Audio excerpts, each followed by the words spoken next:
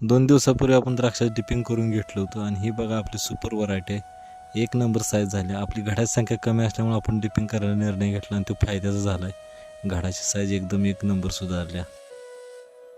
त्याच्याबरोबरच ही माणिकचमन व्हरायटी ह्याचं पण आपण डिपिंग केलं होतं आणि ह्याच्या पण घडामध्ये चांगल्या सुधारणा झाल्या.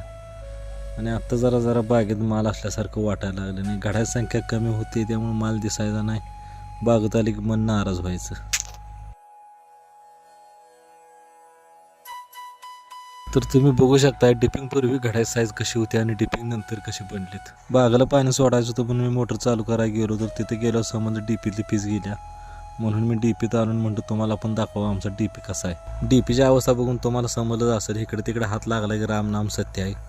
म्हणून मी पण आपल्या हळूच एक पीस काढली तर 30 पीस गेल्या. ही बघा असं 2 मेंढं गाठले तर तरी पण ही पीस जळल्या. गेलेली फीस घालायला आमच्यातलं दोघं तिघं सोडून कोण सुद्धा जात नाही. आणि फीस तर आणाय पैसे द्या म्हटलं तर ती पण कोण देत नाही. ती मग आम्हीच जळकं तांब्याच तारच तुकडं कुठं तर लपून ठेवलेलं असतं तीच काढायचं एकामेकाला मेंढं मारायचं फ्यूज घालायचं आणि चालू करायचं. चालू झाली की सगळ्यांच्या मोटरा चालू. गेल्या वर्षीपासून आम्हाला 8 चक्की घ्यायची होती परंतु काही अडचणीमुळे आम्ही घेऊ शकत नव्हतो. आणि काल मका विकलं आणि त्या पैशात आम्ही आज 8 चक्की आणली. नवीन मशीन आणल्या म्हटल्यावर आम्ही त्याची व्यवस्थित पूजा अर्चा करून घेतली. माझ्या लेकीनं कौतुकाने त्याला हळदी कुंकू पण लावलं. आजांना तो दोघांनी मिळून नारळ फोडून घेतला आणि बटन दाबून 8 चक्की चालू केली.